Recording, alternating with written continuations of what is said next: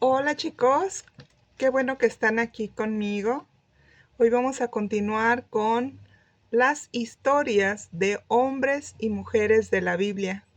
Esta vez he hecho un poquito de cambio, no voy a comenzar con canto. Quiero irme directamente a la palabra porque creo que es muy importante y es un poquito extensa. Entonces, si nos queda tiempo, al final tal vez cante un poquito. Y bueno, pues hoy nos toca ver la historia de otras dos personalidades muy importantes en la Biblia, llamado Lucas y Tito. Es muy poco lo que sabemos acerca de Lucas. La Biblia contiene apenas algunas referencias, pero nos alcanza para dar un vistazo al hombre a quien Dios usó para escribir dos de los libros principales del Nuevo Testamento. Los eruditos llegaron a la conclusión que probablemente fue Lucas el que escribió el libro de Hechos de los Apóstoles. Por el tiempo que se piensa fue escrito y por el tipo de relato característico por el apóstol Pablo. Lucas fue parte del equipo de trabajo del apóstol Pablo al final de sus días.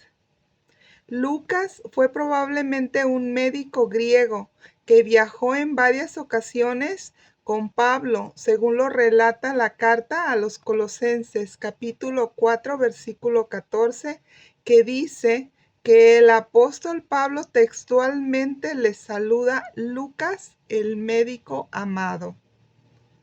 Recordemos que en el video anterior relatamos la historia de Timoteo, que mientras que Pablo estuvo encarcelado en Roma, Dios lo rodeó con un grupo de hombres piadosos que fueron diligentes para animarlo y proveer para sus necesidades. El apóstol no dice nada acerca de sus capacidades, sus habilidades, sus experiencias ni su educación de estos hombres, pero sí menciona que eran hombres de gran carácter y piedad. Esto nos recuerda qué es lo que se requiere para que cualquiera de nosotros ejerza el ministerio. Se requiere fidelidad, amor, un espíritu sacrificial y un corazón de siervo y devoción absoluta por nuestro Señor Dios y Padre, creador de todo cuanto existe. Todos tenemos la capacidad de servir con excelencia cuando decidimos comprometernos a obedecer al Señor de todo corazón. Aunque a estas alturas de la vida de Pablo, un integrante de su equipo de trabajo llamado Demas, después de haber sido algún tiempo fiel acompañante del apóstol, le dio la espalda y lo desamparó, abandonándolo en la cárcel. Y se le olvidó su compromiso con la obra de Cristo. Esto nos enseña que la vida cristiana es un continuo camino de fe, esperanza y convicción en lo que hemos creído. La vida cristiana no es una carrera de competencia grupal, ni tampoco es un camino de velocidad. La vida de cada ser humano tiene áreas, y esas áreas Dios las va procesando. Hay que saber que nuestro amado Señor todo lo que toca lo convierte y lo transforma para bien y para que rinda su máximo potencial. Esto lo debemos saber por para voluntariamente ceder nuestro control y libre albedrío a la voluntad de Dios. Cuando nacemos en esta tierra por el pecado, nacemos con libre albedrío. Esto significa con el derecho de decidir entre el bien y el mal. Y cuando tomamos conciencia de nuestro entorno, comenzamos a desarrollar nuestra voluntad conforme a lo que pensamos y a lo que sentimos, y también conforme al control que ejercen nuestras autoridades superiores, como pueden ser los adultos que nos rodean en casa, y en esta etapa es muy importante porque es una etapa de formación para nuestro carácter. Cuando entregamos la vida a Dios por medio de Jesucristo su Hijo, Él nos da de su Espíritu Santo para que vivamos libres de la contaminación por el pecado y seamos buenos instrumentos de Dios para salvación de otras personas. Un buen instrumento de Dios requiere, número 1, conocer a Dios. Número 2, ceder nuestro control a la voluntad perfecta y sabia de Dios. Y número 3, mantenernos en el camino de Cristo y no en el camino del mundo. El camino de Cristo es un camino de amor, de obediencia a Dios Padre, que es nuestro Creador absoluto. Eso es andar en Cristo. Cada uno de nosotros, desde que Dios nos pensó para que existiéramos, también planeó un propósito especial que Él nos ha asignado. Efesios capítulo 2, versículo 10 dice: porque somos hechura suya, creados en Cristo Jesús.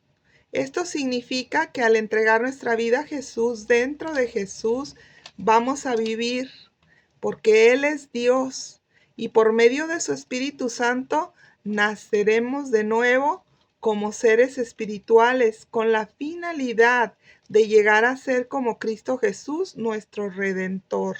Esa es la finalidad al entregar la vida a Cristo y que el Señor nuestro Dios nos coloque dentro de Cristo.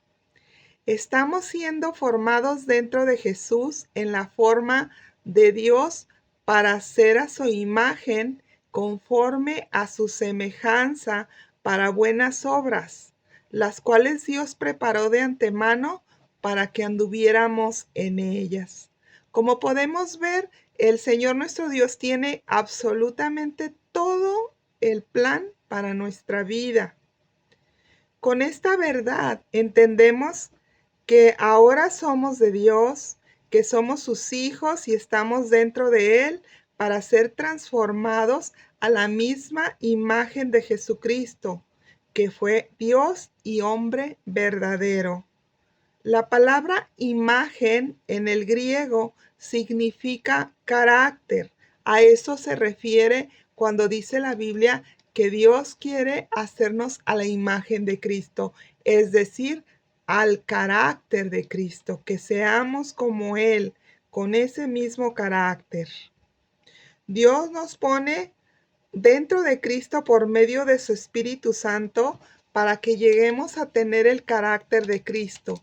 Y también comprendemos que ningún ser humano puede amarnos y conocernos mejor que Dios, porque Él nos hizo. Inclusive Dios nos conoce mejor aún a veces que nosotros mismos. De hecho, Dios sabe qué capacidad y cualidades y habilidades tenemos para llegar a ser buenos instrumentos en sus manos para sus fines eternos. Si entendemos que lo mejor que podemos hacer es rendir todo nuestro ser a Dios, es seguro que vivimos satisfactoriamente plenos, porque estaremos haciendo su voluntad. Esta plenitud no se puede alcanzar por nuestra propia cuenta, solamente si permanecemos en Cristo. Y para permanecer en Cristo es darle el primer lugar a Dios obedeciendo su palabra de todo corazón. Es negándonos a nosotros mismos en los deseos y tentaciones de nuestra carne. Dios ha decretado que si perseveramos en Él, llevaremos mucho fruto, y este fruto es producto de su Santo Espíritu en nosotros. Y cabe mencionar que es un fruto muy valiosísimo y es eterno. Esto nos lleva a reflexionar que desde que entregamos nuestra vida a Jesucristo, ya no nos pertenecemos a nosotros mismos. Ahora le pertenecemos a Dios para hacer lo que Él nos mande. Para saber qué manda Dios es necesario conocer a Dios y saber su voluntad. El conocimiento de Dios nos lo da el Espíritu Santo al leer la palabra de Dios, que es la Biblia. La Biblia no es un libro común, son las escrituras sagradas que Dios ha dado e inspirado y resguardado por todos los siglos para que la conozcamos a Él y la salvación que provió a través de Jesucristo, su Hijo amado. En el Antiguo Testamento relata el antiguo pacto de Dios con su pueblo, los judíos. Y en el Nuevo Testamento relata el nuevo pacto de Dios con toda aquella persona que pueda creer en la salvación y en la redención de Jesucristo. El Espíritu Santo es pieza clave para todo y él profesó de salvación, justificación y redención de Dios para con la humanidad. El Espíritu Santo es nuestro consejero, nuestro guía, nuestro abogado delante de Dios el Padre para vivir una vida verdadera aún en esta tierra. Entonces, ¿por qué Dios escogió a Lucas, un médico, para que viajara con Pablo y lo animara en sus últimos años de vida? Seguramente porque Lucas estaba en capacidad de curar las heridas físicas y ocuparse de las necesidades de salud de Pablo. Pero también había otra razón, y es que Lucas aprendió mucho del apóstol encarcelado. Lucas, al igual que Pablo, ministró mucho a los gentiles. Recordemos que la palabra gentil en la Biblia se refiere a personas de diferentes naciones que no eran judías. Por eso el Evangelio de Lucas es dirigido a una audiencia no judía. Además, al estar Lucas con Pablo, pudo escuchar y asimilar el relato continuo y las crónicas de la historia de la iglesia que se escriben en el libro de los Hechos.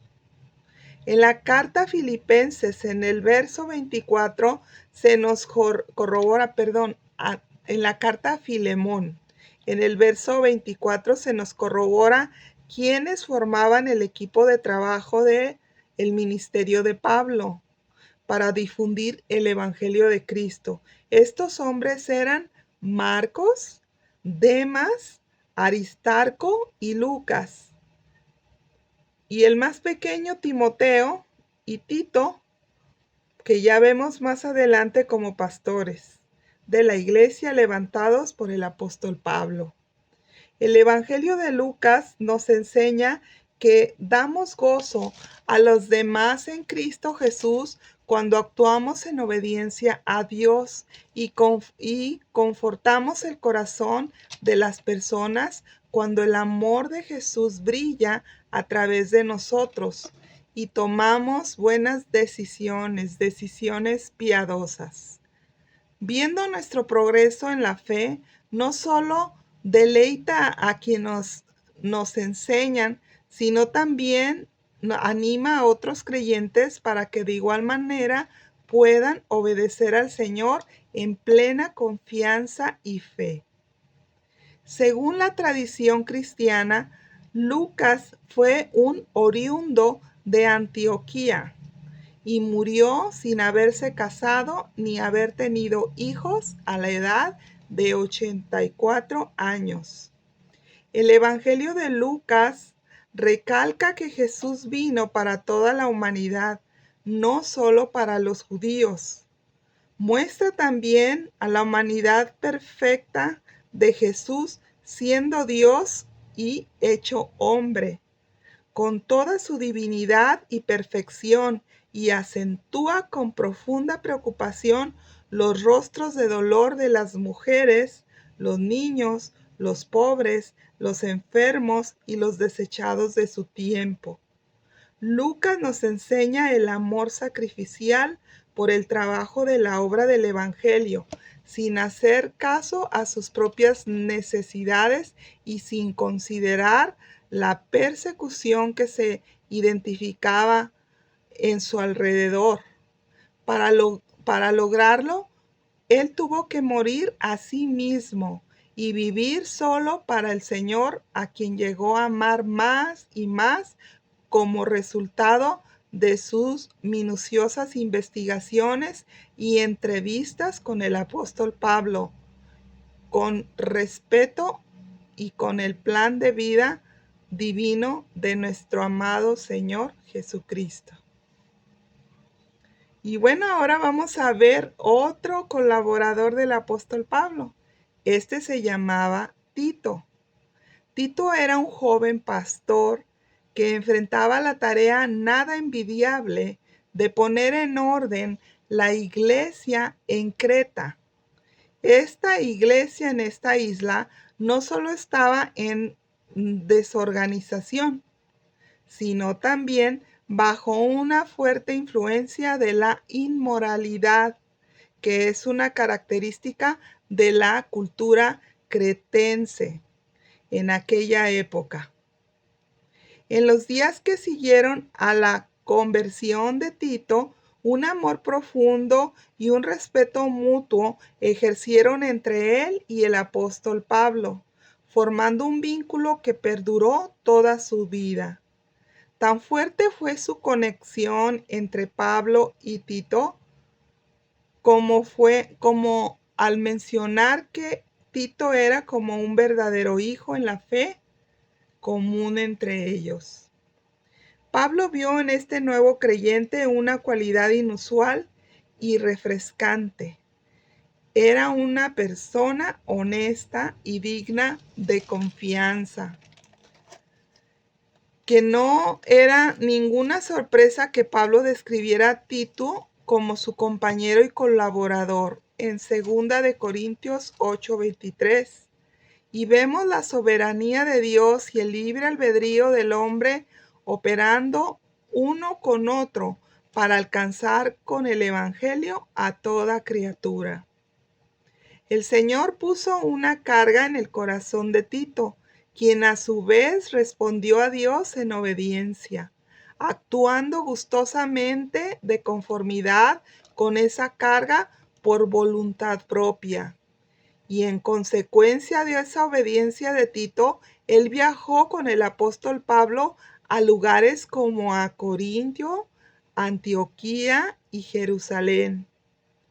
Tito nos enseña con su vida cómo la gracia de Dios se derrama y queda como una estampilla pegada cuando una persona le obedece. Aunque Tito no era judío, siendo un gentil redimido, experimentó un compañerismo íntimo con Dios y por cuanto sirvió de buena disposición y sin egoísmo, en lugares donde ni siquiera fue reconocido, se convirtió en un instrumento preciado para la gloria del Señor. Esto nos enseña lo que Dios podría hacer con nosotros si lo sirviéramos con el mismo entusiasmo que lo sirvió Tito. La obediencia a Dios se manifiesta en la práctica, como por ejemplo, haciendo buenas obras y con una conducta ejemplar. Esto es algo deseable y provechoso para todos los creyentes. Desafortunadamente, los creyentes en la isla de Creta parecían estar bastante lejanos de cumplir con este criterio. Pablo citó un comentario del poeta y filósofo Efiménides acerca de los cretenses, quienes eran llamados siempre mentirosos, malas bestias, glotones y ociosos. Pablo envió a Tito a Creta, un lugar muy difícil, ya que era una sociedad terriblemente inmoral, a quienes Tito escogiera como ancianos en este lugar tenían que ser creyentes fuertes e irreprochables, que no se dejaran influenciar por la corrupción que les rodeaba.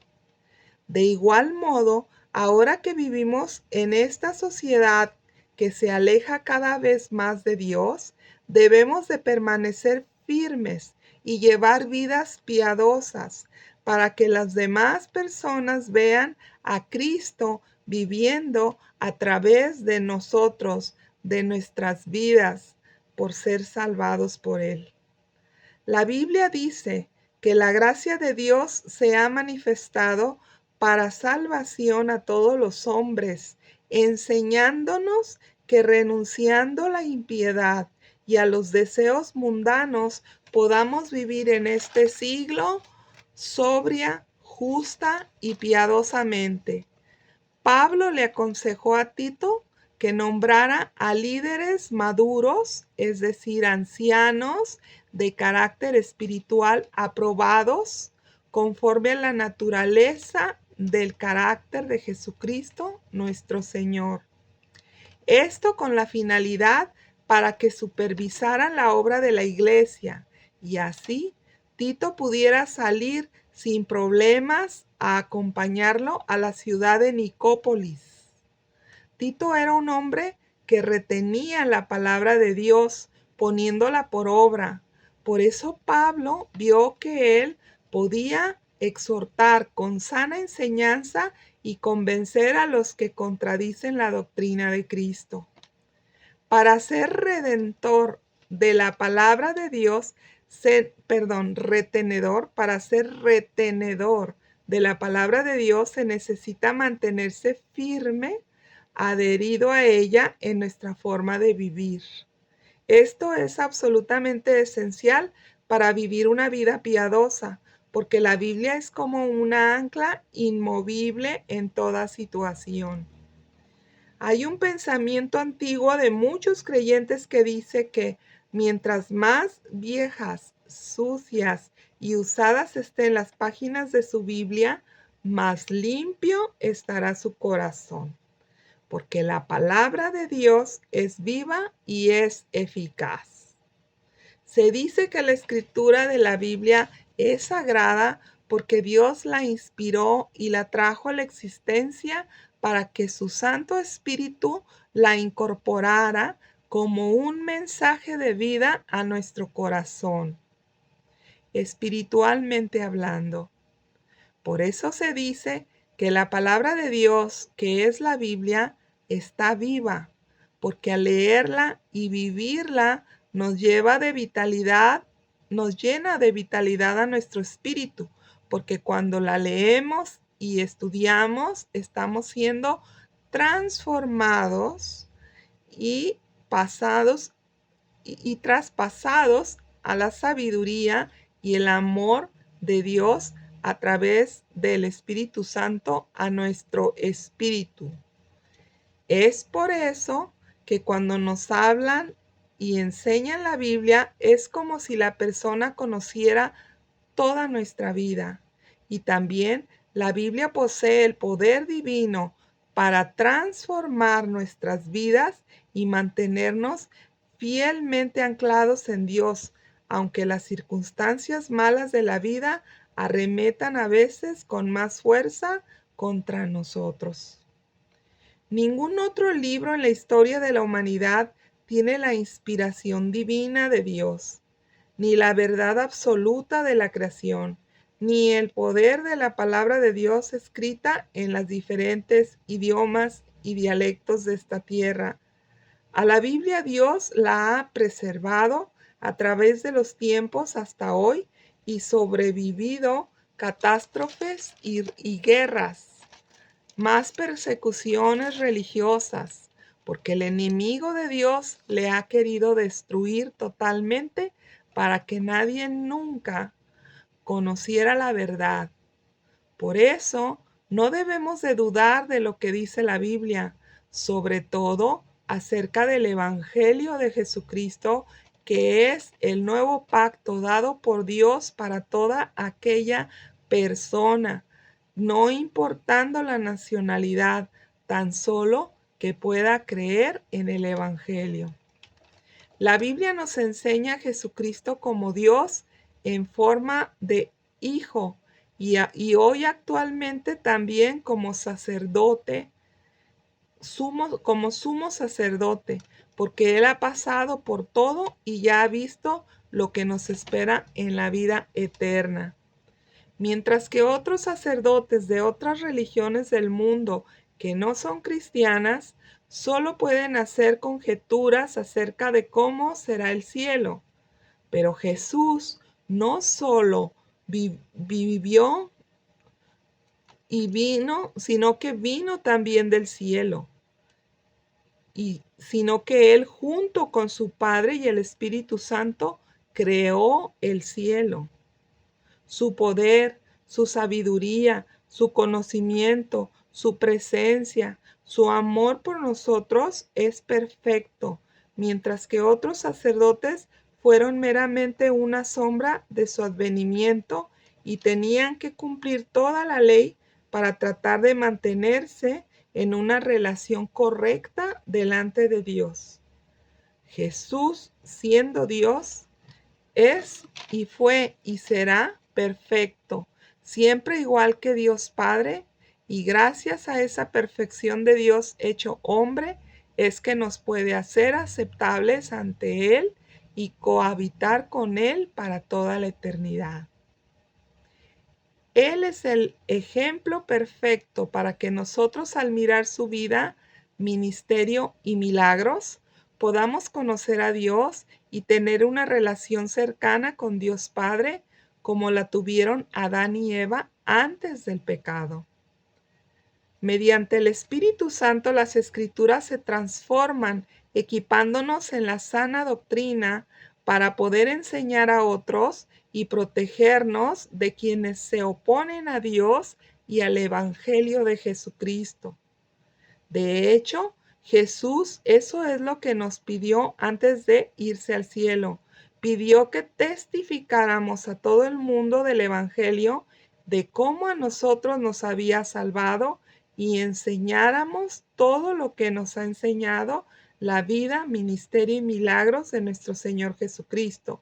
Y para sellar el nuevo pacto, nos bautizáramos en el nombre del Padre, del Hijo y del Espíritu Santo.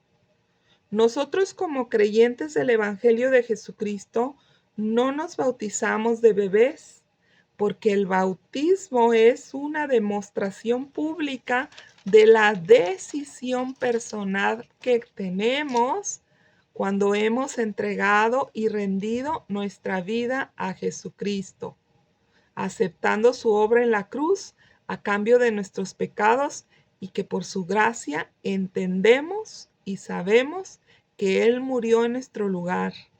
Esto es lo que significa la redención. Entonces el Evangelio de Cristo nos justifica delante de Dios Padre por la fe que ponemos en la obra de Cristo. Y también el Evangelio de Jesucristo nos salva de la condena que viene por ser pecadores. Pecador significa practicante de errores que ofenden a Dios y nos hacen enemigos de Él. Por eso el Evangelio de Jesucristo también nos redime. Esto quiere decir que Jesús, como nuestro Redentor, pagó el precio delante de Dios para que Dios nos perdonara de todos nuestros pecados. Ahora Dios nos verá como hijos nacidos de nuevo por Cristo y todo el pasado será borrado para siempre.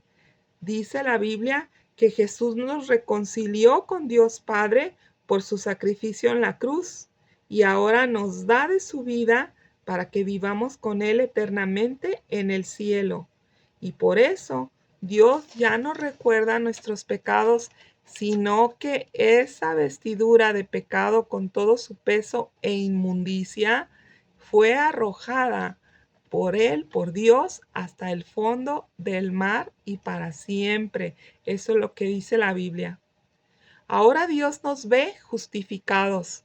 salvados y perdonados y redimidos por Jesucristo su único Hijo. Y ahora también nos aceptó para que cuando terminemos nuestros días en esta tierra, vayamos a vivir al cielo con ellos. Esto es el Evangelio de Jesucristo, por lo que todos los apóstoles dieron su vida para que más y más personas supieran y creyeran que podían ser salvados por medio del nuevo pacto hecho con Jesucristo nuestro Señor. Por tal motivo, Pablo también enseñó e instruyó a sus colaboradores como Tito que reprendiesen duramente el pecado de los creyentes en la isla de Creta para que fueran saludables en la fe que estaban aceptando vivir. No es divertido reprender a alguien duramente. De hecho, dice la Biblia que el apóstol Pablo reprendía duramente muy a menudo, llorando, porque veía que muchos que se decían cristianos se volvían enemigos de la cruz de Cristo por irse tras los placeres de este mundo, pensando solo en el materialismo terrenal. Este fue el caso de los creyentes de la isla de Creta, quienes estaban siendo influenciados por las culturas impías que los rodeaban.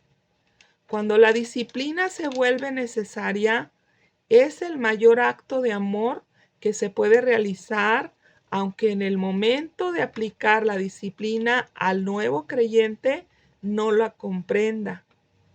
Los creyentes de esa isla profesaban conocer a Dios, pero con sus hechos lo negaban. Como creyentes estamos llamados a vivir separados para Dios y reflejar el carácter piadoso de Cristo, de tal manera que la gente, por nuestro testimonio, pueda conocerlo como Salvador de un mundo corrupto. Esto nada tiene que ver con que usted vea la televisión o vaya al cine o use algún tipo de ropa como se esté usando, siempre y cuando no haga pecar a otras personas con esa misma ropa. Lamentablemente el mundo siempre se opondrá a vivir una vida honesta y sincera para Dios por la naturaleza pecaminosa del mundo. Por lo que en lugar de cuestionar normas culturales impías, como lo son la idolatría o las conductas pecaminosas, a veces nos tientan a hacer concesiones con sus pecados para así tratar de evitar entrar en conflictos con la sociedad en la que vivimos. Así también sucedía en Creta, pero el resultado fue que aquellos creyentes, por su desobediencia a Dios, estaban destruyendo sus testimonios al negar totalmente a Dios con sus hechos malvados. Es completamente incompatible decir que somos de Dios, que le hemos entregado la vida e ignorar las normas morales que conllevan a una vida saludable. Por ejemplo, decir que se es cristiano y que robemos. Eso sería decir con palabras que hemos entregado nuestra vida a Dios y con nuestros hechos negarlo. En cualquier comunidad cristiana lo que más se necesitan son creyentes que amen a Dios y que con su vida lo demuestren tratando lo mejor que se pueda de obedecer los mandamientos que Dios estableció desde que Moisés se los dio a su pueblo. Jesús dijo: yo no he venido para quitar las leyes morales que Dios Padre dio a su pueblo, sino que he venido para cumplirlas y para que no les cuente como pecados en su vida de desobediencia y que por ellos ustedes no puedan entrar al cielo. Por esta razón, el alma, una vez que se entregó a Cristo, no se pierde, pero sí se vive muy mal al no obedecer a Dios, porque se cae y se cae en errores y muchas veces por ignorancia de lo que dice Dios o de lo que ha mandado Dios o de cómo funciona este planeta Tierra. Por el pecado sufrimos muchas veces por no saber que todo lo que hagamos en esta vida tiene consecuencias. Es como si sembráramos una semilla. Conforme a las semillas que plantemos, son las cosechas que recibiremos. Por eso, si plantamos desobediencia, cosecharemos tempestades, dice la Biblia. Y eso es muy triste y doloroso, porque se puede evitar. Cuando rendimos a Dios nuestra vida para obedecerlo en todo, Dios el Señor también obra poderosamente por medio de nosotros para transformar al mundo por causa de su reino en nuestra vida. Por eso hasta el ambiente cambia para bien cuando un hijo de Dios entra en algún lugar. La historia de Tito nos enseña como ejemplo de buenas obras su integridad y seriedad al vivir para Cristo. Existen ciertos rasgos que deberían de caracterizar a un creyente que sirve al Señor. Por ejemplo, las buenas obras, para que otros puedan ver el amor, la bondad de Dios a través de nosotros. Esto está en Juan capítulo 13, versículo 34 y 35, que también nos enseña que el método que Jesús nos dio para predicar su mensaje al mundo es el amor. El mundo no sabe que somos discípulos de Cristo por la sana doctrina que prediquemos, ni tampoco por asistir a unos templos muy ostentosos y bellos, sino que dice la Biblia que el mutuo amor que tengamos los unos por los otros será el distintivo de que somos discípulos de Jesucristo.